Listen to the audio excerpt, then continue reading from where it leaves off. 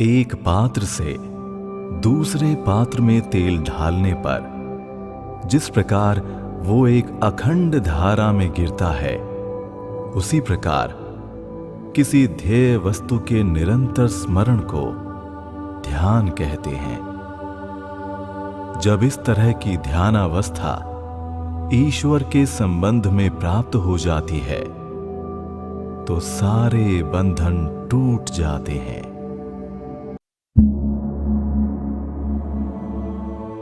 ध्यान की शक्ति हमें सब कुछ प्राप्त करा देती है। यदि तुम प्रकृति के ऊपर अधिकार चाहते हो तो तुम ध्यान द्वारा उसे प्राप्त कर सकते हो।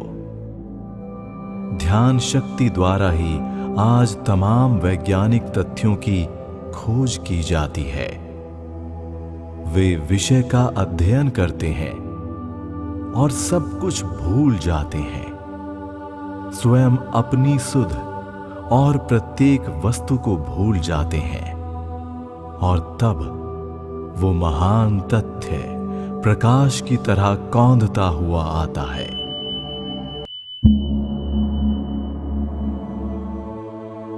हमारे मन की शक्तियों की एकाग्रता ही हमारे लिए ईश्वर दर्शन का एकमात्र साधन है। यदि तुम एक आत्मा को, अपनी आत्मा को जान सको तो तुम भूत, भविष्यत, वर्तमान सभी आत्माओं को जान सकोगे। एकाग्र मन मानो एक प्रदीप है जिसके द्वारा आत्मा का स्वरूप स्पष्ट रूप से देखा जा सकता है। सोचो कि तुम्हारे हृदय में एक आकाश है और उस आकाश के अंदर अग्नि शिखा के समान एक ज्योति उद्भासित हो रही है।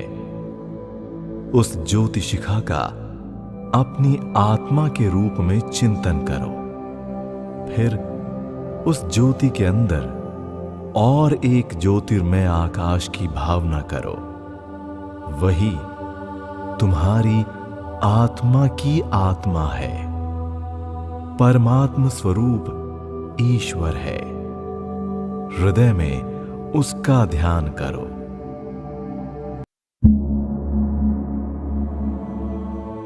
बोलने में शक्ति का ह्रास मत करो, शांत होकर ध्यान करो। बहिर्जगत की गतिविधि से अपने को विचलित न होने दो। जब तुम्हारा मन सर्वोच्च अवस्था में पहुंचता है तब उसकी चेतना तुम्हें नहीं रहती। शांत रहकर संचय करो और आध्यात्मिकता के डायनेमो बन जाओ।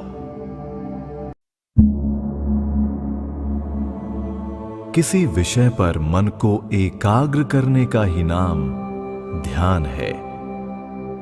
किसी एक विषय पर भी मन की एकाग्रता हो जाने से वो एकाग्रता जिस विषय पर चाहो उस पर लगा सकते हो। आध्यात्मिक जीवन का सबसे बड़ा सहायक ध्यान है। ध्यान के द्वारा हम अपनी भौतिक भावनाओं से अपने आप को स्वतंत्र कर लेते हैं और अपने ईश्वरीय स्वरूप का अनुभव करने लगते हैं। ध्यान करते समय हमें कोई बाहरी साधनों पर अवलंबित नहीं रहना पड़ता। ध्यान ही इन बड़ी तरंगों की उत्पत्ति को रोकने का एक महान उपाय है। ध्यान के द्वारा मन की ये वृत्ति रूप लहरें दब जाती हैं। यदि तुम दिन पर दिन, मास पर मास, वर्ष पर वर्ष इस ध्यान का अभ्यास करो, जब तक वो तुम्हारे स्वभाव में न भिद जाए, जब तक तुम्हारी इच्छा न करने पर भी वो ध्यान आप से आप आने लगे, तो क्रोध, घृणा आदि वृत्तियां संयत हो जाएंगी। प्रतिदिन कम से कम 2 बार अभ्यास करना चाहिए और उस अभ्यास का उपयुक्त समय है प्रातः और सायं, जब रात बीतती है और पौ फटती है, तथा जब दिन बीतता है और रात आती है। इन 2 समयों में प्रकृति अपेक्षाकृत शांत होती है। ब्रह्म मुहूर्त और गोधूली, ये 2 समय मन की स्थिरता के लिए अनुकूल हैं। इन दोनों समयों में शरीर बहुत कुछ शांत रहता है। इस समय साधना करने से प्रकृति हमारी काफी सहायता करेगी। इसलिए इन्हीं 2 समयों में साधना करनी आवश्यक है।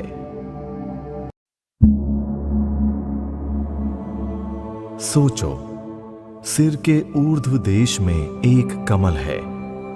धर्म उसका मूल देश है, ज्ञान उसकी नाल है। योगी की 8 सिद्धियां उस कमल के 8 दलों के समान हैं और वैराग्य उसके अंदर की कर्णिका है।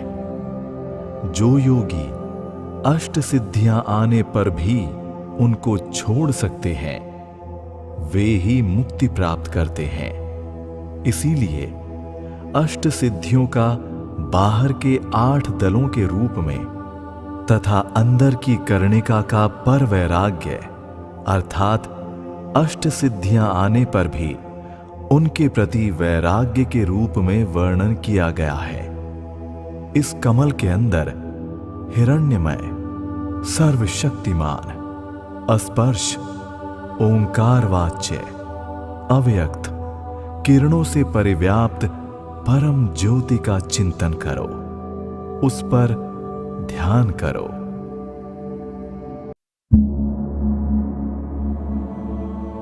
मेरा विचार है कि किसी सामान्य बाहरी विषय का भी आश्रय लेकर ध्यान करने का अभ्यास करने से मन की एकाग्रता होती है।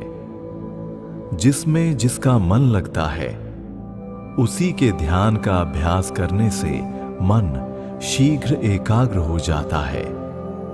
इसीलिए हमारे देश में इतने देवी देवताओं की मूर्तियों के पूजने की व्यवस्था है।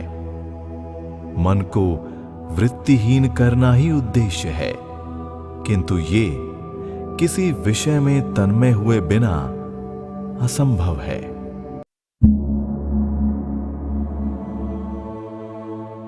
ध्यान के द्वार से हम उस तक पहुंचते हैं। प्रार्थनाएं, अनुष्ठान और पूजा के अन्य रूप ध्यान की शिशुशाला मात्र हैं। तुम प्रार्थना करते हो, तुम कुछ अर्पित करते हो। एक सिद्धांत था कि सभी बातों से मनुष्य का आध्यात्मिक बल बढ़ता है। कुछ विशेष शब्दों, पुष्पों, प्रतिमाओं, मंदिरों, बत्तियों को हिलाने के समान अनुष्ठानों, आरतियों का उपयोग मन को उस स्थिति में लाता है। पर वो स्थिति तो सदा मनुष्य की आत्मा में है, कहीं बाहर नहीं। लोग ये सब कर रहे हैं, पर वे जो अनजाने कर रहे हैं उसे तुम जानबूझकर करो।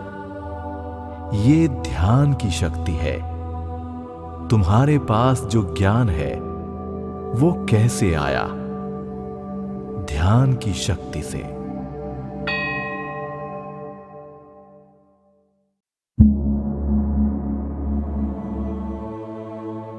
ध्यान के द्वार से हम उस तक पहुंचते हैं। प्रार्थनाएं, अनुष्ठान और पूजा के अन्य रूप ध्यान की शिशुशाला मात्र हैं। तुम प्रार्थना करते हो, तुम कुछ अर्पित करते हो। एक सिद्धांत था कि सभी बातों से मनुष्य का आध्यात्मिक बल बढ़ता है।